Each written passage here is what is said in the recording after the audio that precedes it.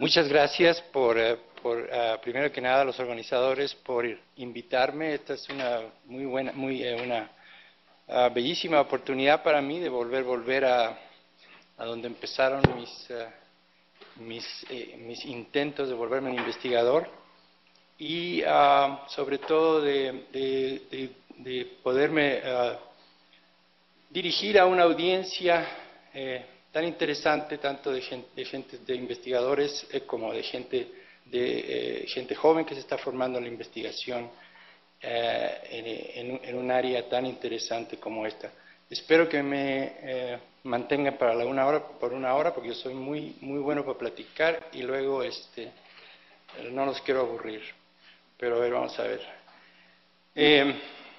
Esto lo tengo que mencionar, soy empleado de tiempo completo de Lundbeck y los puntos de vista y las opiniones que voy a presentar hoy míos y de ninguna manera representan los de Lundbeck o las de sus filiales. Quizá para dar un esquema general de lo que pretendo hablar es un poco el problema que tenemos en el diseño, en la investigación y desarrollo de los fármacos esquizofrénicos. Aspectos notorios de estos fármacos es de que tenemos muchos, existen muchos en el mercado y a pesar de su disponibilidad amplia,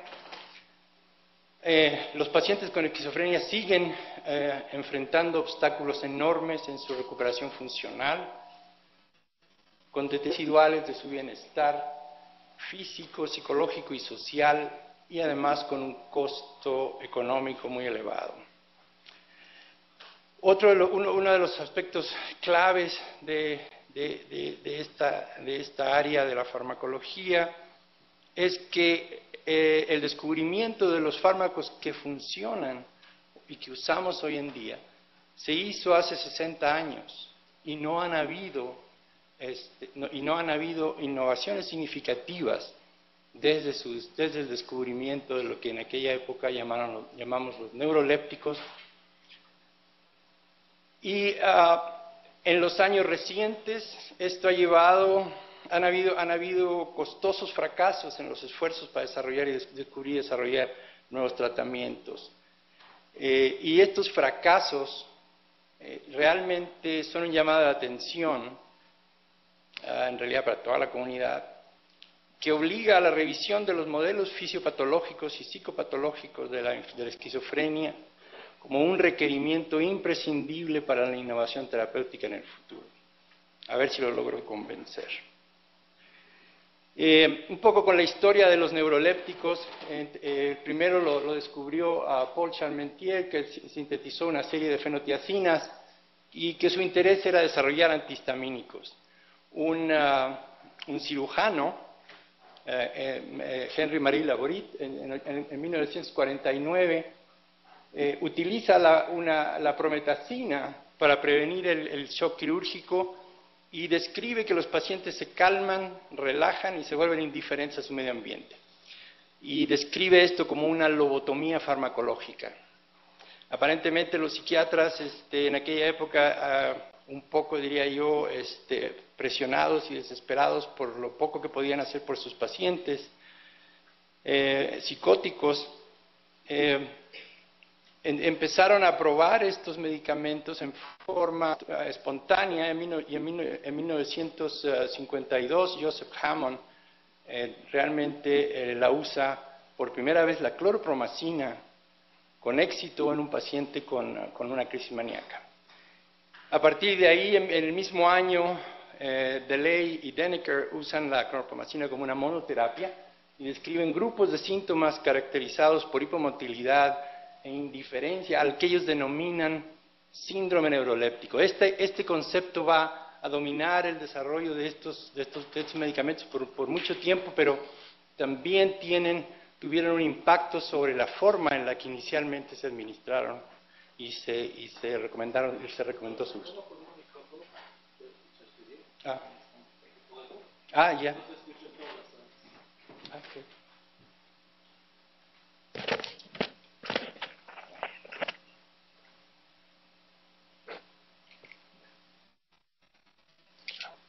Okay. Ok, Y finalmente, en 1954 se conduce el primer estudio aleatorio controlado por placebo, en el que se demuestra la eficacia de la cloropromacina. Desde ahí, y más o menos para darles una idea, y no les voy a preguntar al final de qué familias químicas se tratan, pero pues es lo que mis amigos los químicos siempre me tratan de explicar. Pero esta es una larga lista de los medicamentos que están disponibles, lo que llamamos hoy en día antipsicóticos de primera generación. Y es muy interesante, les digo una pequeña nota, es el hecho de que su eficacia es tan buena como la de muchos otros, excepto que tenían una serie de efectos colaterales muy importantes y antes fueron optimizados. Desde los primeros neurolépticos, los anticóticos de la segunda generación, en 1958 ya se sintetizó el haloperidol, que es una de las drogas más potentes que se conoce hoy en día para el tratamiento de enfermedades psiquiátricas. Obviamente, como siempre, que es algo que es una constante en el desarrollo de estos medicamentos, la intención del laboratorio Janssen era desarrollar un opioide, a ver si le podían mejorar las condiciones sus propiedades para tratar el dolor. Y lo que persuadió a los descubridores, a los descubridores de posible utilidad de la esquizofrenia o en el tratamiento de la psicosis fue el efecto sedativo y cataléptico que tenía en animales. Y posteriormente, en estudios clínicos en Bélgica, se demostró que tenía una gran eficacia en pacientes agitados y con un potente efecto antialucinatorio. El diseño de la cloropromacina trajo a la clínica nuevos neurolépticos como la trifluperacina, la tioridazina y la flufenacina, todos con potencia comparable, pero como les mencioné, con serios efectos neurológicos. En 1958, un laboratorio suizo sintetiza una serie de derivados de antidepresivos tricíclicos que tienen propiedades neurolépticas, y en ellos se encuentra la clozapina, que es hasta hoy en día el antipsicótico más efectivo, el antipsicótico más efectivo. Inicialmente se dudó de su efectividad porque no notaban que los pacientes cayeran en este neuroléptico. Y esto hizo dudar a los investigadores si esto realmente iba a ser efectivo. Y después de varios estudios clínicos se lanzó al mercado en varios países de Europa. Sin embargo, en los 70s, en 1975, se reportaron por primera vez observaciones de discrasias sanguíneas en pacientes con clozapina, que han limitado tremendamente su uso en la clínica. Y a partir del desarrollo de la clozapina, una de las prácticas favoritas de la industria fue tratar de encontrar cuál era el secreto de la cloropromacina. Creo que hasta el día de hoy todavía no lo sabemos. Sin embargo, tenemos algunas pistas, pero son nada más pistas. Pero lo importante fue que se desarrollaron una serie de antipsicóticos, los que hoy llamamos antipsicóticos de segunda generación, que son los que más frecuentemente se utilizan hoy en la clínica, entre ellos la risperidona, la olanzapina, y últimamente se han introducido una serie de agentes que tienen un efecto antipsicótico, pero cuyo mecanismo de acción difiere de los antipsicóticos iniciales y de de primera generación. En el fondo, la forma en la que en la industria hemos desarrollado los nuevos fármacos ha sido utilizando este proceso que llamamos de farmacología reversa. Y este proceso consiste en que una evaluación fortuita, como la que se hizo con los antipsicóticos, de primera generación, de un efecto conductual en una droga no psiquiátrica, inicia el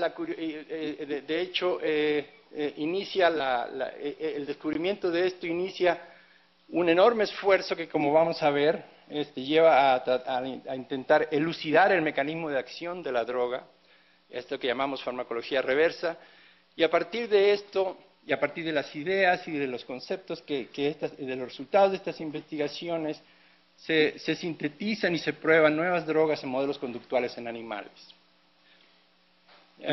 Y finalmente estos se llevan a la clínica en la cual se obtiene la validación del blanco terapéutico. El problema que esto tiene, que ustedes se podrán haber dado cuenta, es de que no sabemos por qué, pero de todas maneras funcionan y entonces seguimos haciendo estos medicamentos. Esa es la razón por la cual existen, de hecho, una gran cantidad de drogas antipsicóticas. Pero el problema está en que si no tenemos una idea nueva o no existe una observación fortuita, no vamos a poder progresar en el desarrollo de nuevas terapéuticas. Y ese es un poco el punto en el que nos encontramos hoy en día.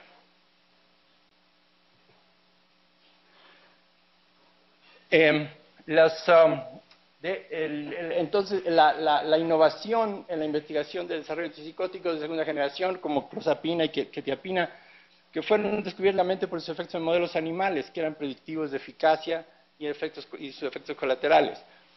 Estos compuestos tuvieron un complejo perfil farmacológico que fue elucidado mucho más tarde con el descubrimiento y que se completó, de hecho, hasta prácticamente los 90s, cuando logramos describir los subtipos de receptores monoaminérgicos y los genes que lo codifican.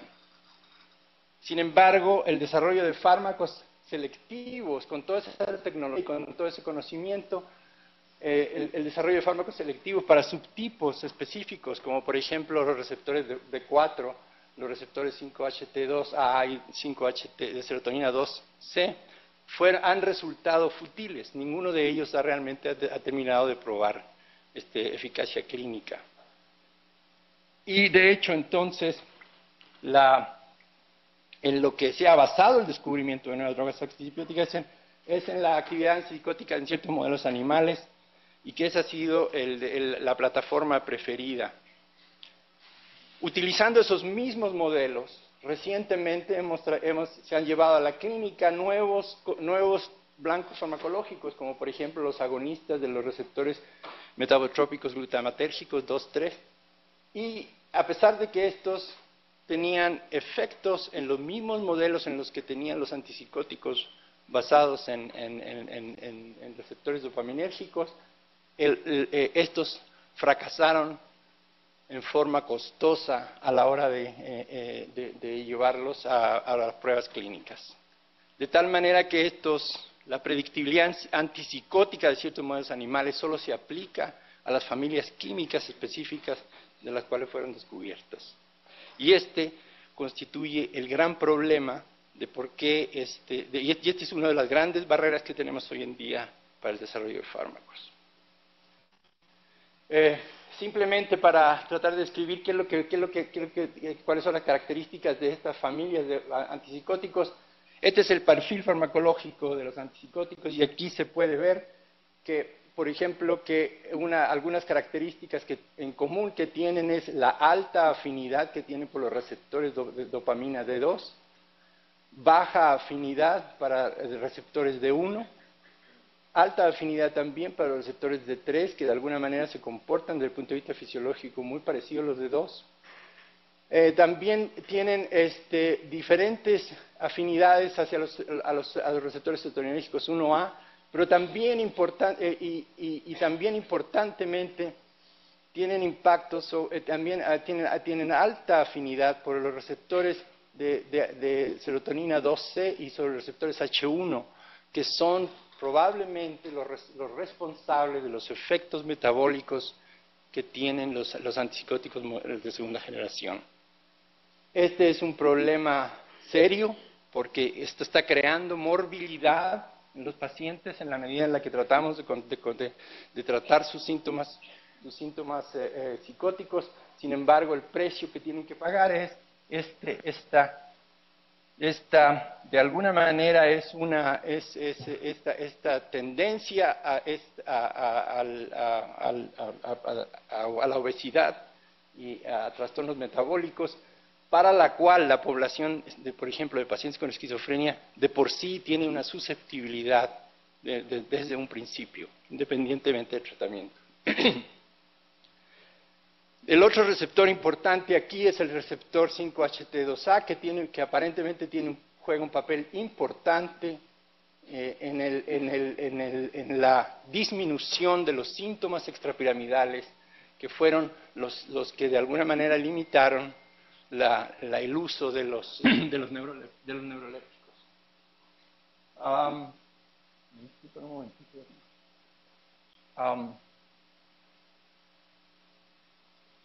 Así que una de las propiedades, con toda esta gama de propiedades, es decir, primero que nada, lo primero que es obvio es de que estos antipsicóticos son drogas que de alguna manera afectan a múltiples blancos, y en su optimización es muy difícil hacerlos que se comporten de una manera o de otra. Los químicos realmente, mis colegas químicos, les tengo un tremendo respeto por la capacidad que tienen para poder dirigir el perfil farmacológico de estos compuestos en una u otra dirección. Otro de los aspectos importantes, sobre todo de los fármacos, de los antipsicóticos más nuevos, es el hecho de que se comportan como el aripiprazol, el brexpiprazol y la cariprazina, que están siendo apenas introducidos al mercado. Es realmente el problema es que son agonistas parciales del receptor dopaminérgico, y todos los demás, como se puede ver en esta lista, son bloqueadores del receptor dopaminérgico, de forma tal que bloquean la actividad del receptor. De hecho, entonces lo que están haciendo es bloqueando el efecto de la dopamina. Sin embargo, estos agonistas parciales han encontrado utilidad, que si bien probablemente algunos clínicos muy sagaces dicen no son tan efectivos como el haloperidol, sin embargo son mucho mejor tolerados por los pacientes y tienen algunas propiedades de activación, particularmente en lo que se refiere a la activación del estriado ventral. Cuando las herramientas que utilizamos los investigadores clínicos, una de las herramientas favoritas es decir, como ustedes imaginarán, nosotros tenemos que obtener la certeza de que el compuesto que nosotros vamos a darle a los pacientes o vamos a empezar a probar en estudios clínicos es un compuesto que penetra el cerebro, que se llega a los receptores y los ocupa a estos receptores. Una de las tecnologías que ha ayudado enormemente en esto es la tecnología de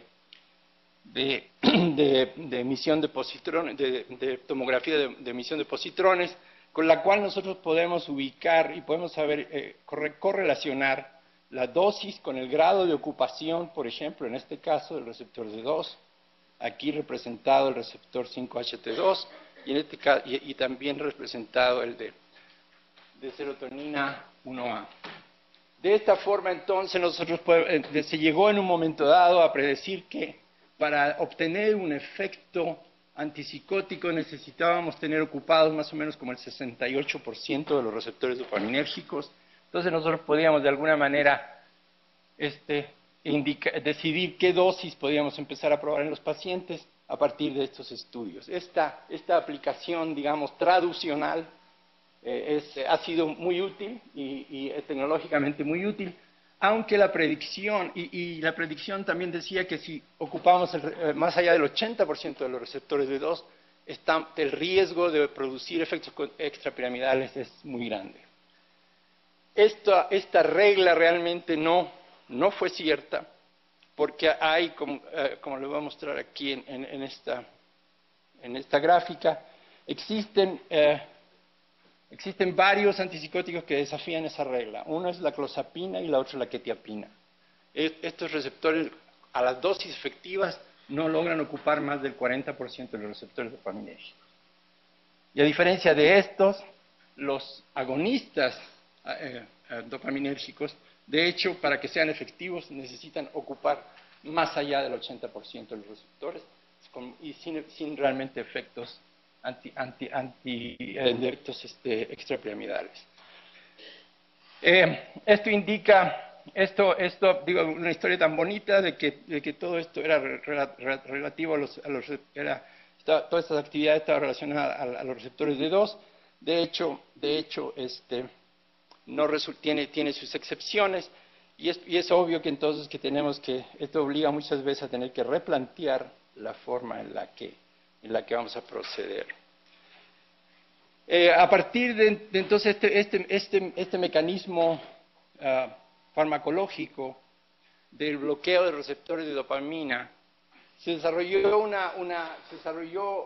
en la comunidad la hipótesis la hipótesis de que la dopamina tenía que ser de alguna forma responsable de la psicosis, particularmente de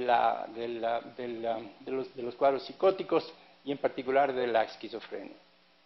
La primera versión de esto sugirió del descubrimiento de Carlson y Lindquist. A Carlson le dieron el premio Nobel por este descubrimiento, de que los antipsicóticos aumentan el metabolismo de la dopamina cuando se administran a animales.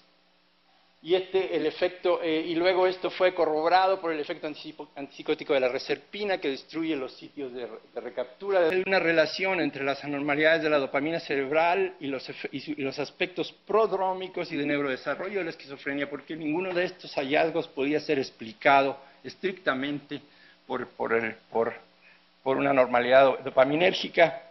Obligaron finalmente a reformular la hipótesis dopaminérgica, pero en realidad no se reformuló, simplemente se refinó.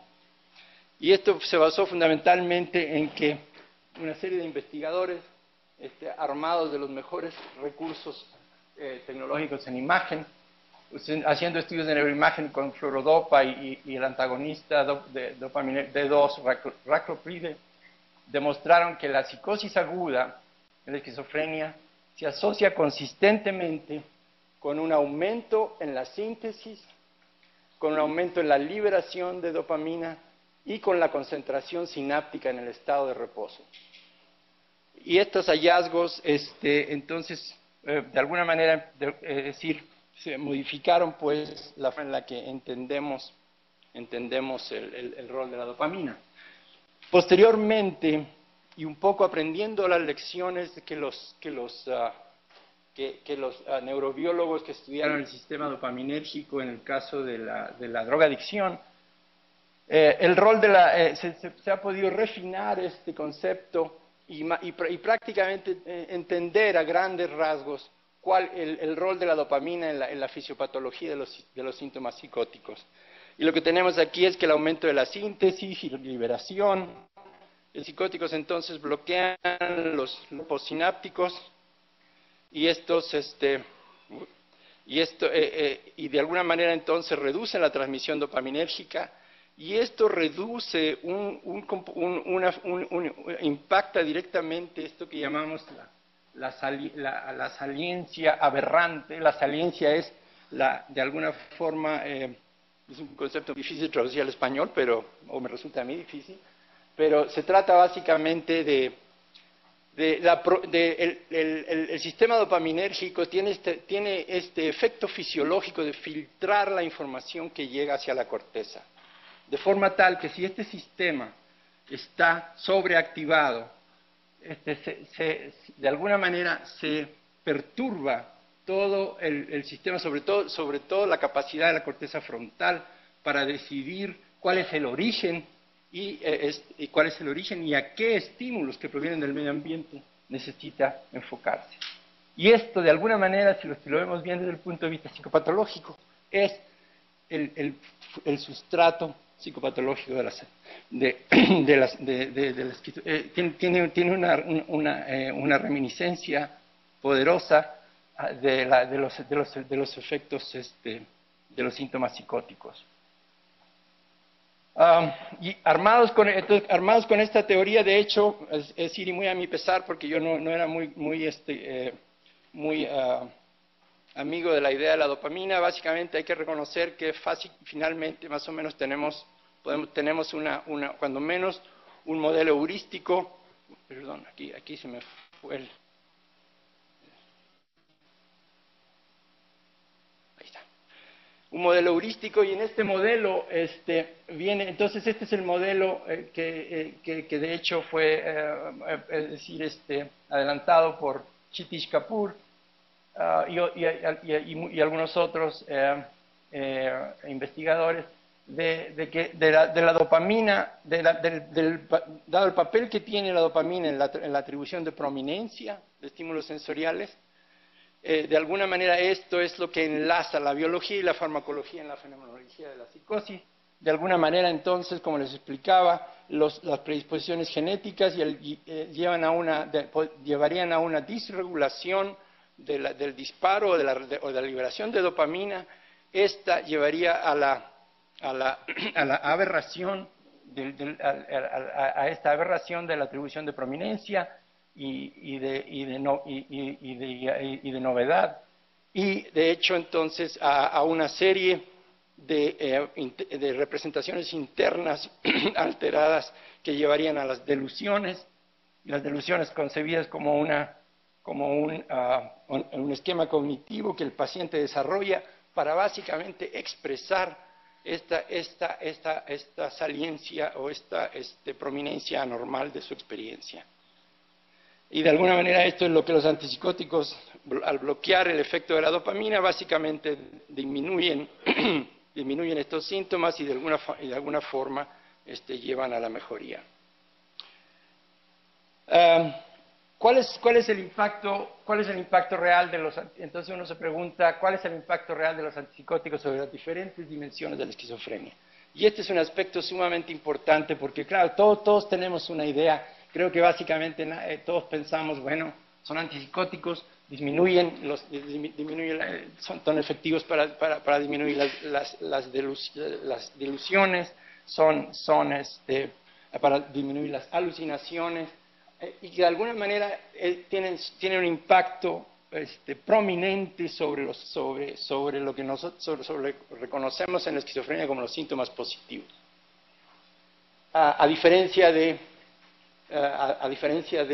los síntomas negativos, de los cuales vamos a hablar en un momento. Sin embargo, cuando un grupo de investigadores, haciendo una revisión de varios estudios, utilizando modelos ecuacionales estructurales, usando datos de grandes estudios clínicos, por ejemplo, de la risperidona, para probar la hipótesis, de los resultados del estudio de Katie, que fue un gran estudio que se hizo en Estados Unidos, y el UFEST, que se hizo en Europa. Trataron de establecer a través de este modelo de ecuaciones estructurales cuál sería la estructura, cuál era el impacto real de los antipsicóticos. Y para nuestra sorpresa descubrieron que todos los fármacos con efecto antipsicótico bloquean los receptores de 2, y que de ahí se derivan todos los beneficios, que este sería el factor común. Y de ahí se deriva el beneficio sobre todos los aspectos de la sintomatología de la esquizofrenia que cuantificamos con nuestras pruebas estandarizadas como el PANSS. Este modelo de factor único explica que el 80% explica el 80% de la varianza y que es superior a la eficacia particular para dominios específicos, y es común a los diferentes antipsicóticos y a las diferentes etapas de la enfermedad, porque en estos estudios tenemos pacientes hubieron pacientes de primer episodio y pacientes crónicos. Así que de alguna manera los antipsicóticos, lo que logramos saber de los antipsicóticos es de que tiene un efecto único sobre diferentes dimensiones de la esquizofrenia. Y que tiene de hecho un efecto generalizado que básicamente tiene que ver con esta actividad aberrante. Sin embargo, cuando se examina en un gran número de estudios respecto al resultado de estos estudios en el tratamiento de pacientes con esquizofrenia, lo primero que encontró, y estos son Jim Van Os y Kshitish Kapoor, simplemente tomando 18 estudios, y lo que encontraron fue que existe una gran heterogeneidad en los resultados de los estudios de tratamiento de los pacientes con esquizofrenia, de forma tal que solamente un número relativamente bajo de pacientes es decir, mejoran, y también un número considerable de estos pacientes tienen, a pesar del tratamiento, un resultado que no es un resultado no positivo. Entonces, esto refleja de alguna manera otro de los grandes problemas que tenemos en el estudio de las enfermedades mentales en general. Yo no excluiría yo ninguna de ellas, pero en la esquizofrenia en particular, de que la enfermedad es heterogénea, de que su origen tiene de que existen múltiples fisiopatologías, y que de alguna forma el tratamiento con antipsicóticos solamente trata una pequeña proporción de ellos. El futuro, sobre todo para aquellos que son estudiantes y residentes, al aprender el arte de la psicofarmacología, es precisamente tratar de encontrar la combinación de tratamiento o el antipsicótico que va a producir el mejor resultado. Y de ahí tratar de hacer lo más que se pueda por el paciente para que este paciente tenga alguna capacidad funcional, o cuando menos una mínima forma de recuperación funcional. De alguna manera, cuando vemos este cuadro, existen una serie de síntomas, una serie de dominios sintomáticos en la esquizofrenia que básicamente no mejoran con el tratamiento de antipsicóticos. Y estos son los síntomas negativos y la disfunción cognitiva. Estos constituyen hoy en día las principales necesidades insatisfechas en el tratamiento de la esquizofrenia. Curiosamente, empezando con la disfunción cognitiva, Kraepelin, que fue realmente el que inició la revolución en la psiquiatría hace 100 años ya, hacia una psiquiatría biológica, o cuando menos de alguna forma, digamos, en la que pudiéramos utilizar algunos acercamientos científicos, identificó los componentes, identificó la discapacidad cognitiva como un componente fundamental de la esquizofrenia. Sin embargo, este componente nunca fue tratado por los antipsicóticos. Y de hecho, este componente fue lo que a él lo convenció, por eso la denominó demencia precoz. Las discapacidades de las operaciones mentales que luego Bleuler y Kraepelin describieron fueron básicamente en tres grandes áreas: emoción, de acción y volición, y funciones mentales. Y en las funciones mentales se incluyen una serie de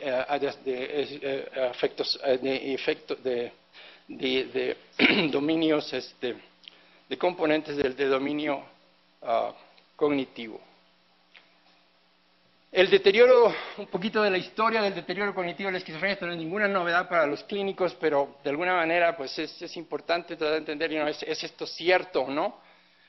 Pues es muy real. El deterioro cognitivo en grados diversos es muy frecuente, probablemente generalizado en la esquizofrenia. Distingue a los pacientes de esquizofrenia de individuos sanos en forma robusta, con un tamaño del efecto de aproximadamente 1. La magnitud de los efectos es 2 veces más grande que lo que se observan para las anomalías cerebrales estructurales, que es otro efecto que se observa consistentemente en la esquizofrenia, del cual no vamos a tener mucho tiempo de hablar. El defecto cognitivo es de un carácter generalizado y con marcadas deficiencias en algunos dominios. Están presentes en la fase premórbida, y esto es muy importante, y es un elemento muy importante que se está utilizando hoy en día para la clasificación de pacientes y sobre todo en estudios genéticos y en estudios familiares, que a lo mejor podríamos utilizar esto como un biomarcador para poder entender quiénes son los pacientes que pueden desarrollar esta esquizofrenia. La deficiencia cognitiva persiste en el curso a largo plazo de la esquizofrenia, Y lo más importante, que era lo que les decía yo al principio, solamente se observan mejorías modestas de tamaño de efecto de 0.5 en la función cognitiva en el curso de tratamiento con antipsicóticos. Como vamos a ver en un momento, con el descubrimiento de con la implementación de algunas escalas que pueden medir esto en la clínica en forma efectiva, básicamente básicamente estamos convencidos hoy en día que estos efectos se deben mayormente a efectos de práctica. Es decir, el paciente, al ser expuesto múltiples veces, en múltiples ocasiones a una prueba cognitiva, empieza a aprenderse los resultados y entonces empieza a responder de esa forma, sin que esto refleje un conocimiento real de su capacidad cognitiva. De la ejecución de pruebas cognitivas, decía, la esquizofrenia muestra 5 a 1 desviación estándar por debajo de los individuos normales, y aquí están una serie de las tareas cognitivas que son las que se analizan, que se estudian en la evaluación de la cognición. Tienen disfunción pronunciada en la memoria, atención y función ejecutiva, que son quizás los más importantes. Tiene una relativa preservación de aprendizajes tempranos, es decir, los pacientes dan de lo que aprendieron. Y también preservan sus habilidades perceptuales visuales. Este resultado que ustedes ven es de una enorme cantidad un metaanálisis de una enorme cantidad de estudios, y aquí está la comparación con los individuos normales. De hecho, entonces, los pacientes esquizofrénicos tienen un resultado muy pobre en estos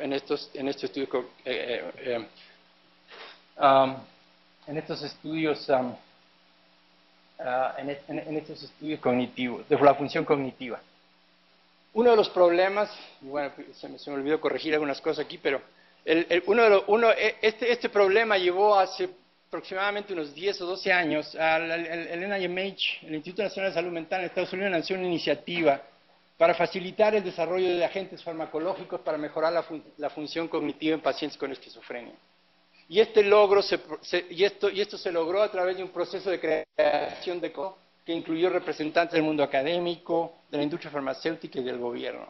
Este grupo examinó los obstáculos para el desarrollo de fármacos y entre ellos se incluyen, entre los cuales se incluyen la falta de un instrumento de aceptación para medir la neurocognición en estudios clínicos, la falta de objetivos moleculares para el desarrollo de drogas, la falta de un consenso en torno al diseño óptimo de estudios clínicos, y luego los criterios que los organismos reguladores, como la Administración de Drogas y Alimentos, la FDA y la Agencia de Medicinas Europea, para aprobar la entrada al mercado de nuevos tratamientos.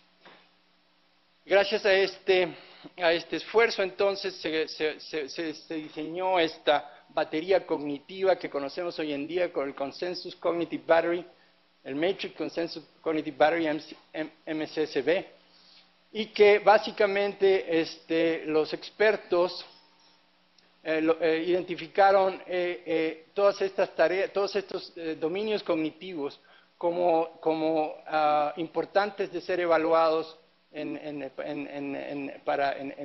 poblaciones de pacientes con esquizofrenia. Para esto utilizaron múltiples pruebas que los psicólogos clínicos habían ya desarrollado hace mucho tiempo, simplemente las agregaron dentro de este gran panel. Como ustedes verán en este gran panel, con todos estos estudios, cuando en un estudio clínico tratamos de examinar a los pacientes con todo este número de baterías, se lleva una gran cantidad de tiempo y muchas veces los pacientes pierden la paciencia.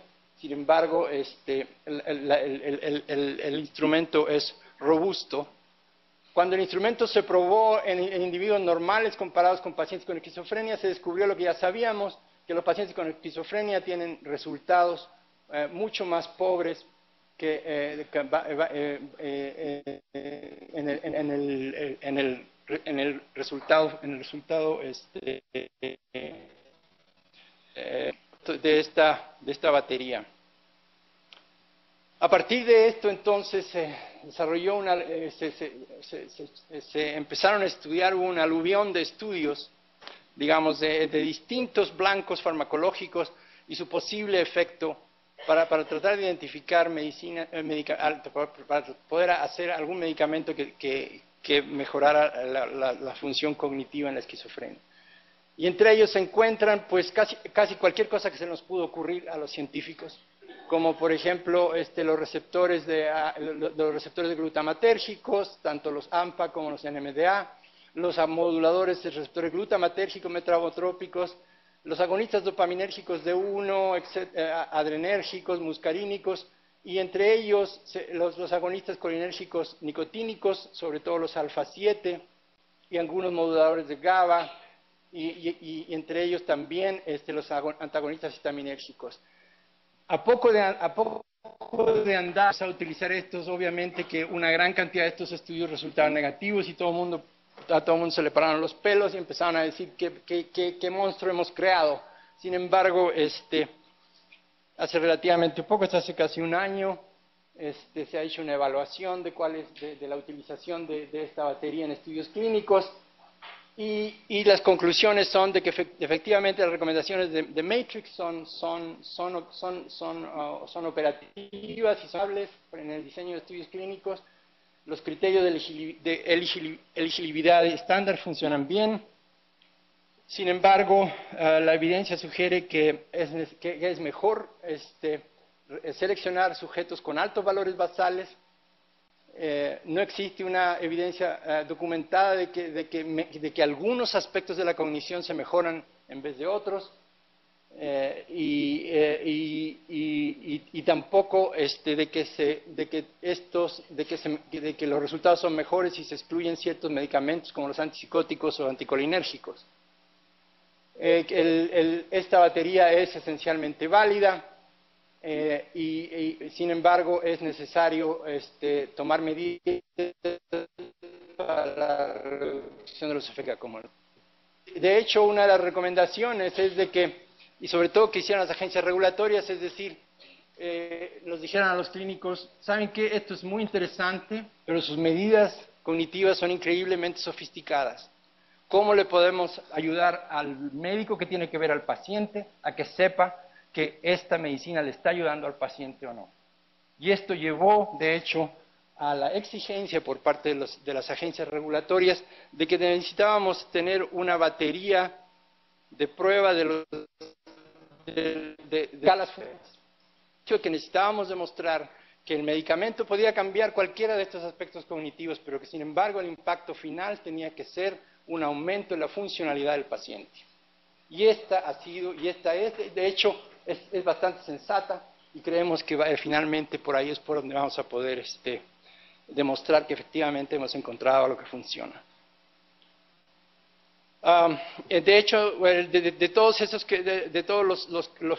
los que les mencioné, los agonistas nicotínicos, alfa-7 son los más favorecidos. De hecho, a pesar de que existieron algunos estudios de fase 2 negativos, este último compuesto, el EBP 6124, logró un resultado positivo en el estudio de fase 2 y actualmente está en fase 3, en paralelo para el tratamiento del deterioro cognitivo en la esquizofrenia y también en la enfermedad de Alzheimer. Así que pensamos que cuando menos de aquí a un año vamos a poder saber si efectivamente funciona en los pacientes con esquizofrenia.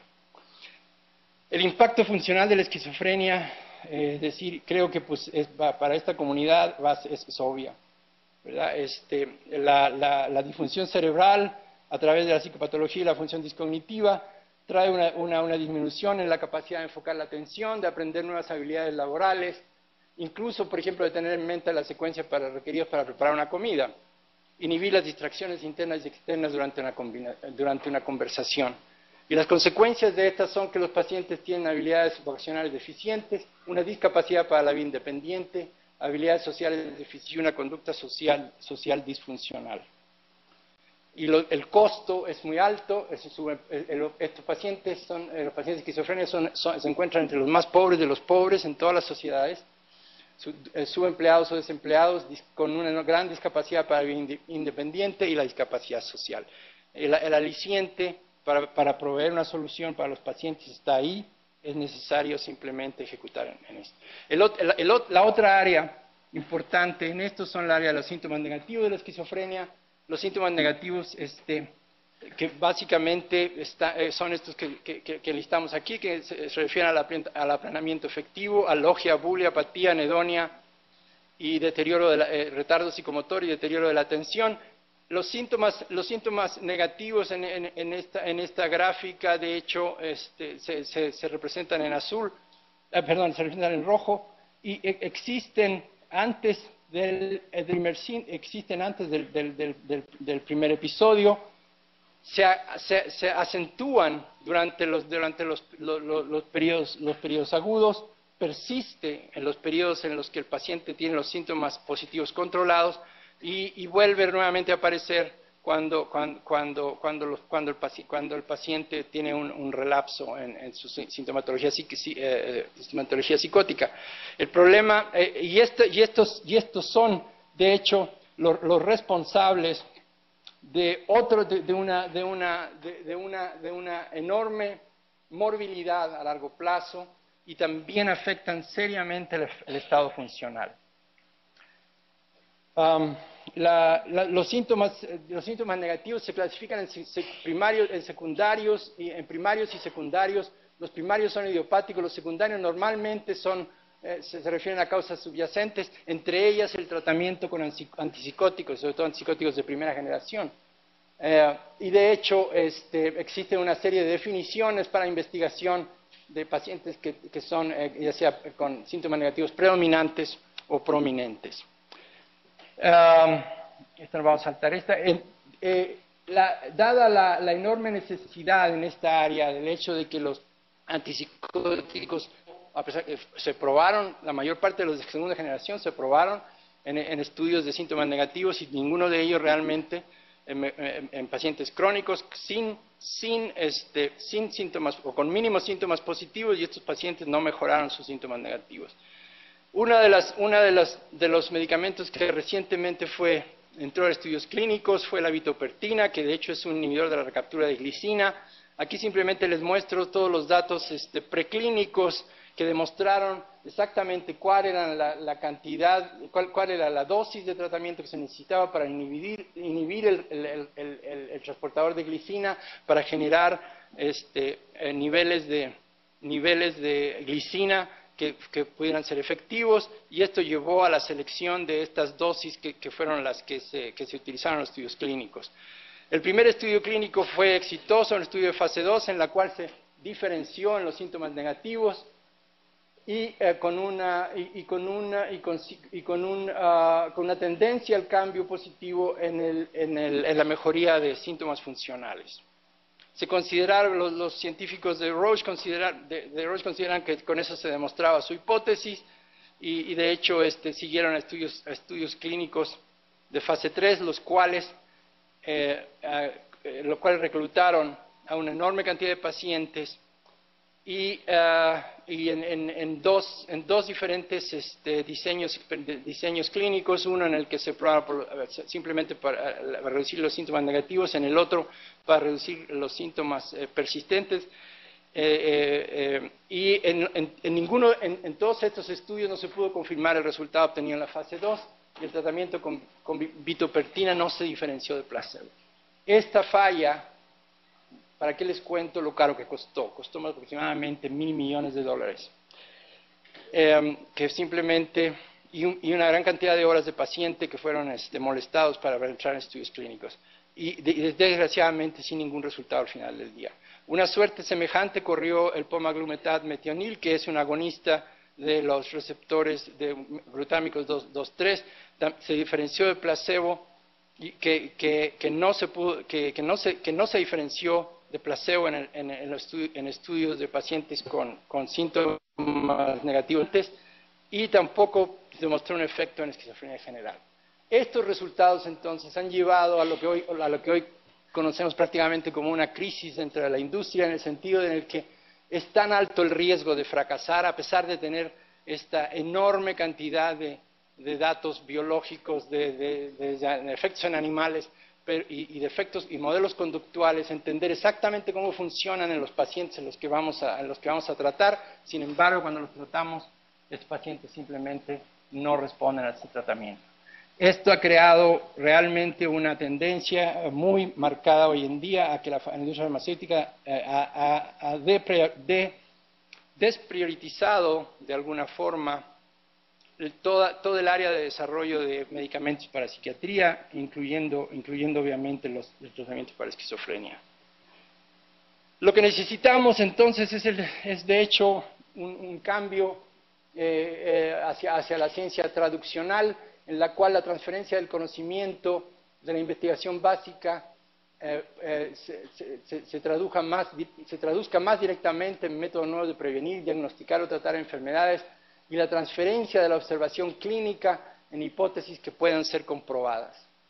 Es un proceso bidireccional en el cual simplemente les voy a mostrar la siguiente, un proceso bidireccional en el cual se identifica un blanco terapéutico, el cual debe desarrollarse por el conocimiento de la biología de la enfermedad, y ahí es donde tenemos los problemas más grandes.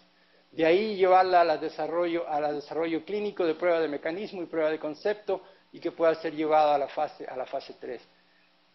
Y de aquí una de las grandes necesidades es de que necesitamos biomarcadores para la identificación de pacientes que respondan al tratamiento y que ayuden en la validación de la eficacia terapéutica. Y si esto no se logra, esto de alguna manera retroalimenta al proceso y este proceso continúa. Esta no es la forma en la que hacemos las cosas hoy en día, sin embargo, estamos todos haciendo esfuerzos porque esto sea posible. Este esfuerzo lo están haciendo todos. De hecho, uno de los elementos centrales de esto es el desarrollo de marcadores biológicos que de alguna manera puedan predecir eficacia, toxicidad, efectos farmacodinámicos o pronósticos y también efectos predictivos. Existen existen de hecho barreras de desarrollo de los biomarcadores, que bases principales es el sistema de clasificación diagnóstica. Este sistema solo provee una taxonomía descriptiva basada en la expresión de sentimientos y conductas, la extensa comorbilidad que cruza los límites convencionales del diagnóstico, la existencia de conceptos categóricos de los desórdenes psiquiátricos, que es cada vez más cuestionada y amenaza a ser constituida por un aspecto dimensional, y aunque se reconozca la importancia de los factores biológicos, los genes y moléculas operan a través de niveles múltiples, niveles mecanísticos múltiples, que hacen difícil mapear las alteraciones biológicas con las enfermedades mentales. Y es ahí donde quizá la contribución de muchos de ustedes, si se dedican a la investigación, es donde se van a lograr. Los biológicos, por otro lado, hay que tener mucho cuidado porque tienden a ser de un tamaño de efecto muy pequeño o moderado y con una muy baja probabilidad de replicación. Muchas veces en estudios clínicos pequeños encontramos efectos que luego cuando los multiplicamos a gran escala no los podemos reproducir. Va a ser la representación, es decir, me voy a brincar esto porque ya algunos modelos de la etiopatogenia de la esquizofrenia que son importantes de considerar son este circuito ubicuo en el hipocampo y la corteza en que las interneuronas GABA, que son inhibitorias sobre la actividad de las células piramidales, de alguna manera no logra, tienden a producir una sobreexcitación como consecuencia de esto, tiene una sobreexcitación de las neuronas piramidales, las cuales de alguna manera, y aquí de nuevo encontramos a la dopamina, de alguna manera activan a los núcleos dopaminérgicos,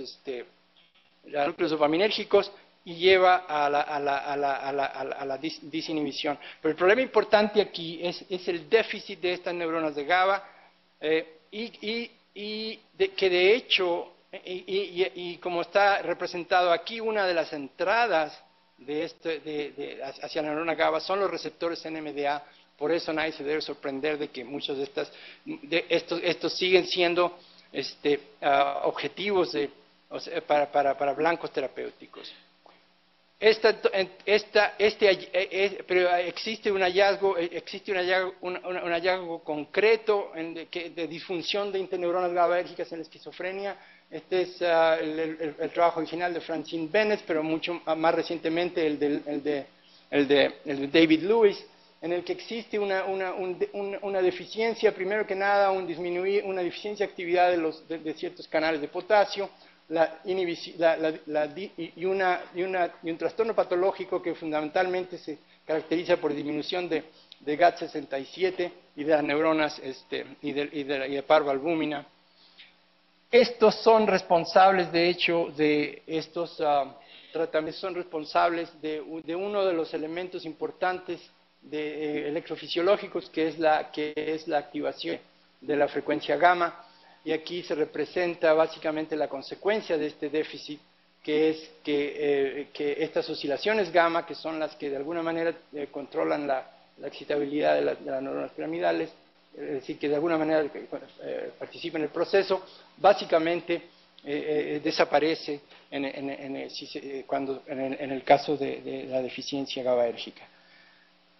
Otra de las hipótesis que necesitamos, que definitivamente, otro de los efectos etiopatogénicos que es absolutamente importante considerar, es el hecho de que la esquizofrenia es una enfermedad de neurodesarrollo. Existe una enorme cantidad de evidencia, principalmente a través de la presentación de la enfermedad, que es rara antes de la adolescencia o antes de la mediana edad, y también en estudios post-mortem en que se han encontrado, en que se encuentran neuronas piramidales con una reducida densidad de espinas dendríticas y neuronas en el hipocampo que aparecen estar desorientadas. Para que estos cambios se produzcan, tienen que haberse producido en algún momento durante el desarrollo intrauterino, y que de alguna manera tienen un impacto sobre la presentación del desarrollo de psicosis. Tiene mucho que ver aquí algunos de los procesos muy importantes que suceden, como el establecimiento de conectividad y básicamente también la destrucción de algunas y también de procesos de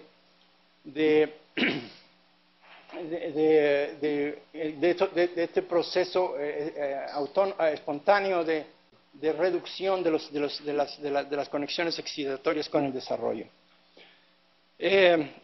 Cualquier hipótesis de esquizofrenia que no pueda explicar esto normalmente se va a quedar corta en cuanto a su capacidad predictiva, sobre todo en la capacidad, en el intento de encontrar nuevos tratamientos. Existen contribuciones importantísimas de la genética molecular a la esquizofrenia, que hoy en día son en las cuales todos tenemos hoy fijados la atención, para poder entender cuáles son los mecanismos que pueden estar involucrados, para encontrar algunos mecanismos, algunos blancos terapéuticos que puedan ser más efectivos que los que simplemente hemos desarrollado por adivinación en el pasado. Hoy en día estos estudios genéticos de hecho están utilizando múltiples acercamientos que incluyen la evaluación, por ejemplo, de potenciales evocados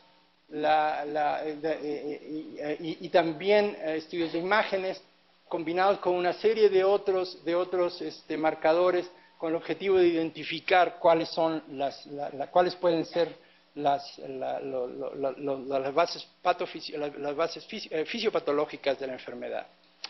En el fondo, las intervenciones terapéuticas son importantes para la calidad de vida del paciente con esquizofrenia, simplemente para darles que los antipsicóticos no son los únicos, que necesitamos también una enorme cantidad de apoyo en cuanto a psicoterapia, educación, remediación cognitiva, y que todos estos básicamente están dirigidos hacia reducir finalmente la carga de la enfermedad. Y uno de los aspectos importantísimos es también la reducción del estigma. Todos estos se traducen de alguna manera en todos estos resultados reales que son absolutamente importantes para la búsqueda de nuevos tratamientos de la esquizofrenia. una visión del futuro es básicamente que tengan los pacientes acceso, la integración de una serie de biodiagnósticos para detección temprana y la inclusión social. En el futuro, pues, ¿quiénes tenemos que trabajar? La responsabilidad en el fondo es de todos, los ministerios de salud, de bienestar social, las agencias reguladoras, la industria, todo, y una de las cosas que ha tenido gran impacto ha sido los consorcios públicos y privados, antes de que en el espacio precompetitivo, que están realmente generosamente contribuyendo con grandes piezas de conocimiento a esto. Finalmente, ¿quién dijo que iba a ser fácil? Gracias.